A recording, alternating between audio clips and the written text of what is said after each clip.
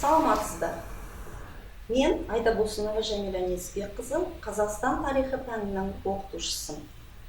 Бүгінгі біздің сабағымыздың тақырыбы Қазақ даласындағы ұлттық автономиялардың құрылуы.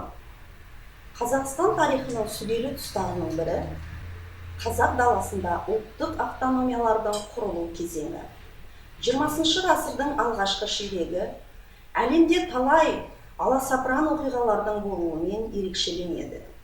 Бұл кезең әлем тарихында бірінші дүниежүзілік соғыстың болуы, осыған байланысты әлем картасының өзгеріп, жаңа мемлекеттер, жаңа отарлардың пайда болуы, отаршылдыққа қарсы Европаның көптеген мемлекеттерінде ұлттық демократиялық күштердің түрлі саяси белсенділіктерінің күшеюі сияқты ірі тарихи үдерістердің болып өткен кезеңі. Әсіресе 1917 жылы Ресейде болған ақпан буржуазиялық демократиялық революциясы патшалық Ресейге қарасты аймақтардың халықтарының саяси жағынан оянуына түрткі болған тарихи оқиға еді. Төңкеріс барысында екінші Николай патша тақтан құлатылып, билік қос үкіметтің қолына өтті. Бұл кезде патшалық Ресейдің қол астындағы барлық халықтар, оған қарасты аймақтар төңкерістің болашағынан үлкен үміт күтті. Патша сарайында билікке келген қос үкімет ендігі жерде халықты қай жолмен алып жүрудің жолдарын іздестірді. Қос үкіметтің бір басында ұлттық демократиялық күштер тұрса, екінші басында революцияшыл демократтар болды. Революциялық жолды таңдаған большевиктер 1917 жылы наурыз-сәуір айларында жер-жерде жұмысшы және солдат депутаттарының кеңестерін құрды. Және мұндай ұлттық комитеттер қазақ жерінде де пайда болды. Қос үкіметтің екінші басында тұрған уақытша үкімет Қазақстанда облыстық, уездік, болыстық қазақ комитеттерін құрып, кеңестермен қосарлана жұмыс істеді. Осы тұста өз елінде, өз жерінде отырып, азап шеккен қазақ халқының мұң-мұқтажын қорғайтын саяси партия қажет болды. Міне, осыған байланысты қоғамдық саяси қызметтен тәжірибесі бар қазақтың ұлттық зиялы қауымы 1917 жылдың 21-26 шілдесі аралығында Орынбор қаласында бірінші жалпы қазақ съезін өткізді. Съез нәтижесінде Алаш партиясы құрылды. Съез қазақ автономиясы мәселесі бойынша Халел Ғаббасовтың баяндамасын талқылап, мынандай қаулы қабылдады.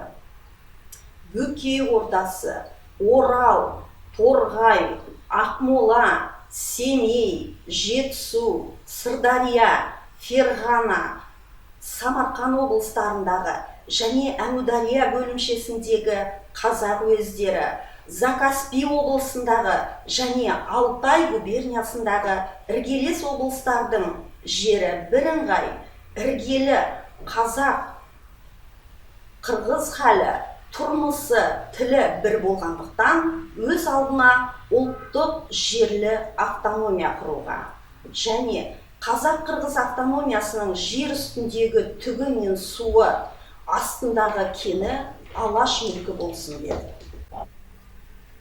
Алаш автономиясы басқару түрі бойынша Ресей Федеративтік мемлекетінің құрамындағы автономиялық ел.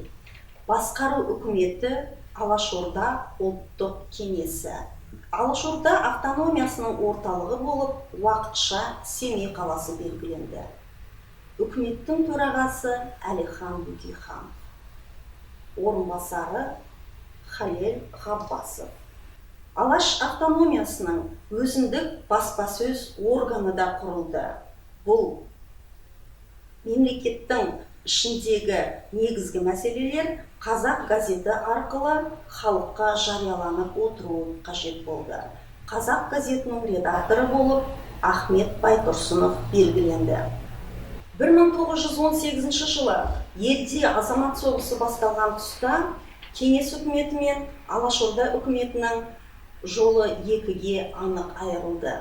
Осы тұста Алашорда үкіметінің кеңес үкіметі халыққа қарсы деп халық арасында үгіт насихат жүргізудің нәтижесінде Алашорда үкіметін көп халық қолдамады.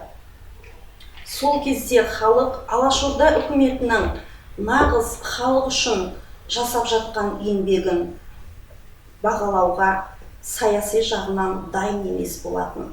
Халықтың саяси сана сезімінің әлі де болса төмендігі, халықтың білімсіздігі Алашорда үкіметінің құрдымға кетуіне алып келді.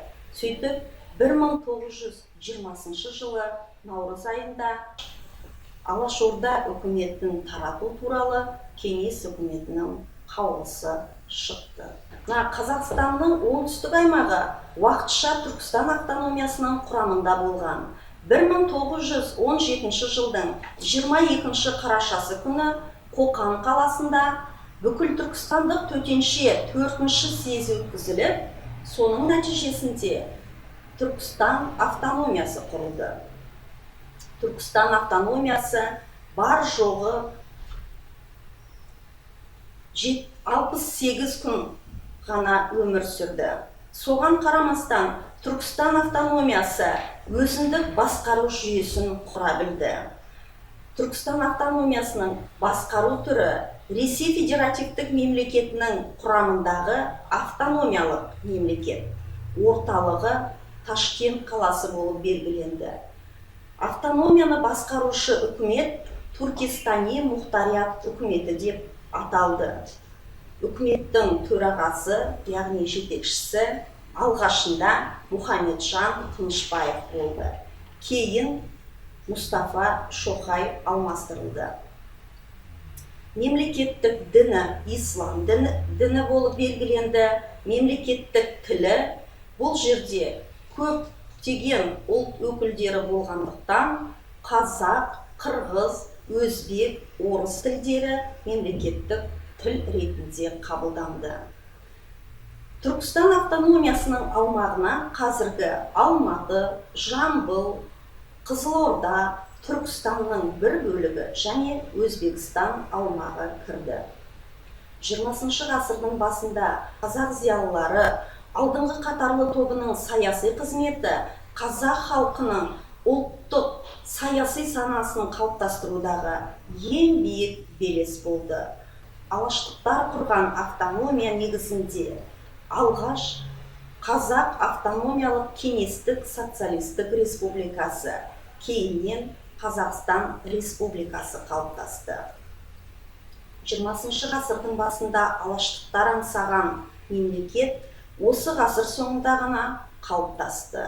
20 ғасырдың басында алаш қайраткерлері салған жолмен бүгінде тәуелсіз Қазақстан республикасы жүріп келеді. Атап айтсақ, алаш бағдарламасында белгіленген негізгі бағыттар тәуелсіз Қазақстан республикасының конституциясында кездеседі. Назарларыңызға рахмет.